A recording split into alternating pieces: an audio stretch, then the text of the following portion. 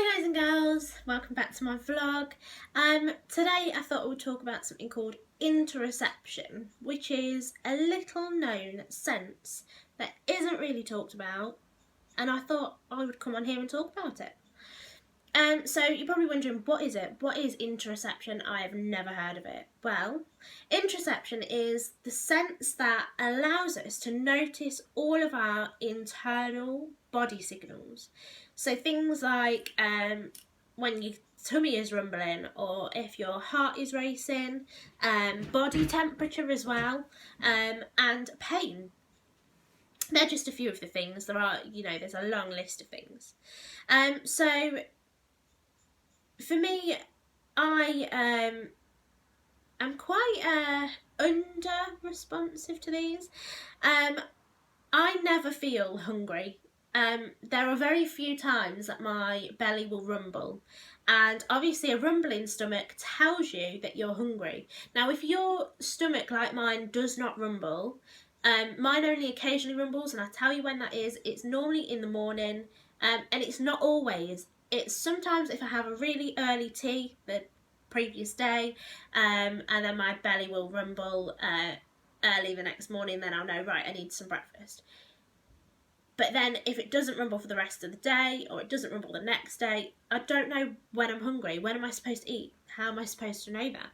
So something that I've put into place for myself that works, and I thought I'd share it with you guys, is I've got a food times sheet here. This is stuck when I'm not filming. It's stuck where I can see it, and I write what time I'm going to have breakfast, what time is lunch, what time is dinner. It has snack times here, but I don't particularly bother with these. These are the three that are the main issue, really: the breakfast, lunch and dinner. This is from ASD Bright Ideas. I'll link that in the description box below so you can check those out. They do some really, really lovely resources. So with this, I put on that I have breakfast. Today I had my breakfast at 8 o'clock. I want my lunch for about 12 o'clock, so I know when I look at this chart, I know about 20 past 11, right, I need to go to the freezer, I need to find the food, right, how long does it need to be in the oven, what am I going to put with it, or what do I want to eat today, and then I can prepare that and have it for 12 o'clock. So it's almost as if like I'm setting an alarm for myself and thinking, right, this is when I'm having my lunch. Even if I'm not feeling the hunger, I need to have lunch because this is what time it happens. So this has been really, really useful, and has actually given me those times to eat properly and eat at the right times, which is really, really important with interoception. Another thing that I really struggle with is thirst. I don't really know when I'm thirsty. I don't really know when to drink. I don't quite understand it. I only really know when to drink when I'm really, really, when I have a really, really dry mouth and I think, oh, have I had a drink today? And then I realise maybe I've had one at 8 in the morning and it's now say 1 o'clock in the afternoon and I haven't drunk anything in between. So what do I do to help myself? I have one of these bottles. You've probably seen them about. These have all the times on down here. So 8 o'clock, 9 o'clock, 10 o'clock. Tells you when to fill up, ready for the afternoon and evening. And this is really, really, really helpful because you can see what time you're supposed to have had enough fluid. So what time, so from the top here to 8 o'clock, that's how much fluid you're supposed to have had at 8 o'clock in the morning, then 9 o'clock, then 10 o'clock. So that's really, really helpful in helping me to understand, right, this is how much fluid I should have in the day, and this is how much fluid I should have by this time, and that's really helpful. Another thing I was going to talk about is body temperature. Interoception is responsible for knowing about temperature, body temperature, temperature outside, and how you feel inside, if that makes sense. So I struggle with body temperature. I'm almost always cold. So I am normally the one person in my family who is wrapped up in a blanket, who, if we're going out for a walk and it's quite cool out, I will have a coat on. Everyone else just be walking around in their t-shirts and stuff. because I'm just always cold. I feel the cold really badly.